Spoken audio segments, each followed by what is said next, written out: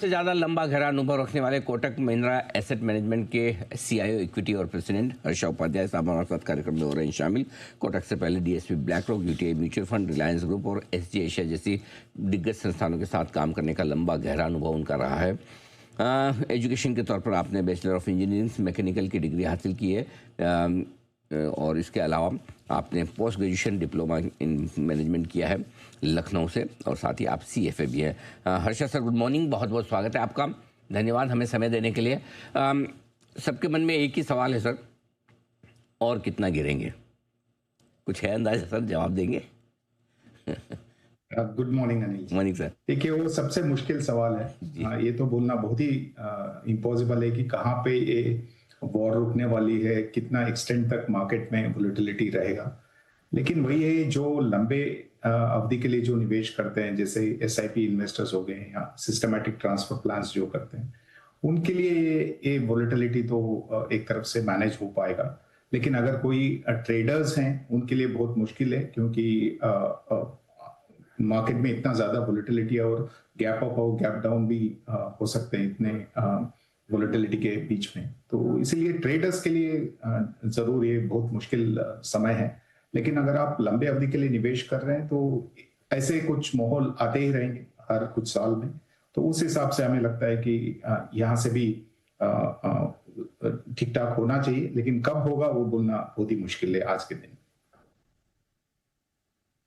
कितनी और गिरावट कहना तो मुश्किल है, लेकिन क्या लग रहा है सर, जब आपको पता है, हमें पता है, सबको पता है कि युद्ध खत्म होने के बाद बाजार रिकवर भी हो जाते हैं, बढ़ भी जाते हैं, तो ये कौन कौन सी एफआईज है जिनको नहीं पता? 10-10 हज़ार करोड़ की रोज बिकवाली होती है। अगर कोशिश भी करे कि आदमी खरीदने का मन भी बनाए, लेकिन इनकी बिकवाली देख के डर जाता है। तो इन्हें नहीं पता कि वापस रिकवर होंगे मार्केट।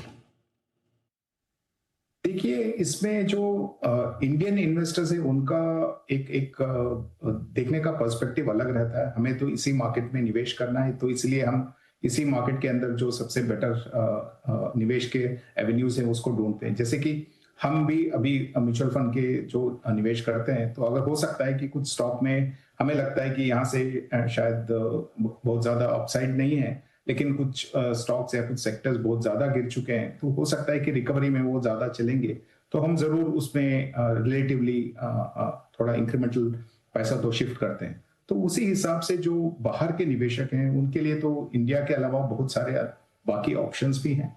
हो सकता है उनके फंड्स में भी कुछ रिडेम्पशन आए, इसलिए भी निकाल रहे हों, या हो सकता है कि सबको पता है कि इंडिया का जो एक सबसे बड़ा नेगेटिव जो है वो है हमारा इंपोर्ट डिपेंडेंसी है क्रूड ऑयल पे, और सबसे ज्यादा हमारा इंपोर्ट्स गल्फ रीजन से आता है, तो सबसे ज्यादा इंपैक्ट तो हमें ही हुआ है एक तरफ से। तो इसलिए भी हो सकता है कि कुछ फॉरेन इन्वेस्टर्स दूसरे मार्केट्स की ओर नजर डाल रहे हैं, या इंडिया का जो वेटेज है उसको कम कर रहे हैं। तो हर एक का पर्सपेक्टिव अलग होता है, तो उस हिसाब से बोलना मुश्किल है कि उनको नहीं पता है इसलिए वो लोग बेच रहे हैं। शायद वो दूसरी कुछ पर्सपेक्टिव से इस मार्केट को एनालाइज कर रहे हैं और इसलिए शायद बेच रहे हैं। हर्षा सर, एक चीज और जो रिटेल इन्वेस्टर्स के मन में भी आता है कि चलो एफआईज भी बेच रहे हैं, मूड तो खराब है, युद्ध भी चल रहा है, हम भी एक काम करें, थोड़ा बेच देते हैं, बाद में वापस नीचे में ले लेंगे। वो एक मन में हमेशा रहता था कि कम से कम थोड़ी बहुत गिरावट है वो, और है तो कम हो जाए। क्या वाकई में एक आम इन्वेस्टर के लिए करना संभव है? और अगर ऐसी सोच है तो उसमें क्या, किस तरह से एक्शन लेना चाहिए? देखिए अनिल जी, सबसे बड़ा उदाहरण तो कोविड में जो डिसरप्शन हुआ था उसका है हमारे सामने। उसमें भी लोगों को समझ में नहीं आ रहा था कि एक कब कोविड का डिसरप्शन खत्म होगा और कितना ज्यादा वोलेटिलिटी रहेगा, उसके बाद क्या होगा, किसी को पता नहीं था।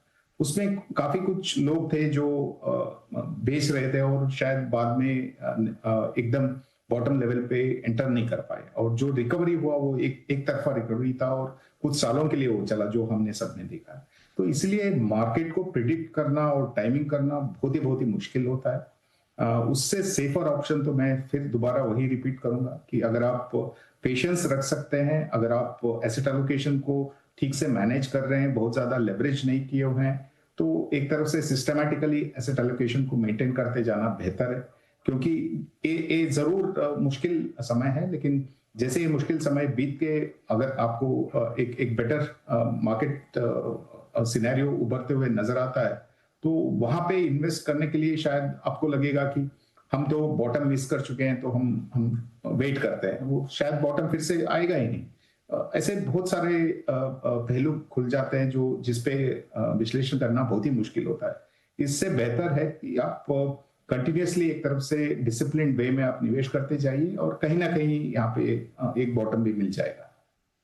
चीज़ और बताएं सर कि हर बार जब वापस से रिकवरी आती है, तेजी बनती है, लाइफ हाई भी बनते हैं, आप हम सब जानते हैं, शायद इस बार भी वैसा ही होगा भी, समय भले ही लगे। लीडरशिप बदलती है, सेक्टर्स नए आते हैं, कुछ लगता है इस बार भी बदलाव होगा तो किस तरह के बदलाव की उम्मीद रखी जाए? कौन से सेक्टर्स तेजी में लीड करेंगे? अनिल जी, हम अभी भी इस डाउन साइकिल के बीच में है, तो इसलिए ये सोचना कि कौन से सेक्टर यहाँ से लीड कर पाएगा वो बोलना थोड़ा मुश्किल होगा।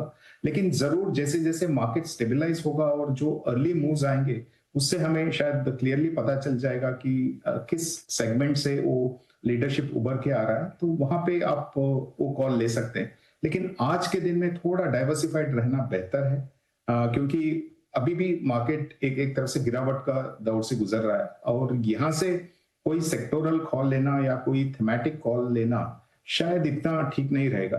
थोड़ा डाइवर्सिफाइड करके अगर आप पोर्टफोलियो पर रखते हैं और जैसे जैसे आपको थोड़ा क्लैरिटी मिलता है, शायद वहां पे आप थोड़ा एग्रेसिव बन सकते हैं या थोड़ा थीमेटिक एक्सपोजर ले सकते हैं। Fair enough.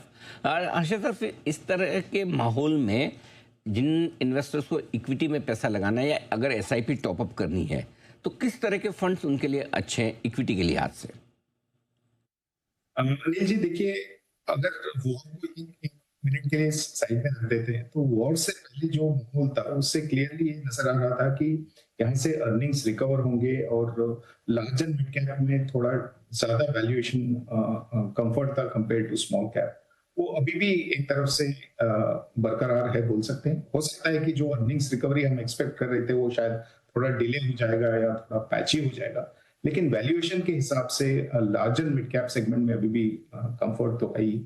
तो हमारे हिसाब से कोई भी एक प्रोपोर्शन में आप पोर्टफोलियो बना सकते हैं जहां पे ज्यादातर लार्ज और मिड कैप का एक्सपोजर हो। अगर आप बहुत ही ज्यादा कंजर्वेटिव इन्वेस्टर्स हैं तो लार्ज कैप का जो प्रोपोर्शन है वो आप ज्यादा रखिए। अगर आप उसमें थोड़ा एग्रेसिव इन्वेस्टर हैं तो मिड कैप का प्रोपोर्शन ज्यादा रखिए। ये दोनों सेगमेंट में हमारे हिसाब से काफी अच्छे निवेश के एवेन्यूज खुल रहे हैं और जरूर काफी सारे म्यूचुअल फंड्स उसी को नजर पे रखते हुए पोर्टफोलियोज में चेंजेस भी करेंगे। तो थोड़ा अगर आप पेशेंस रखेंगे तो ये दोनों सेगमेंट से आपको बहुत ही अच्छा रिटर्न्स मिल सकते हैं।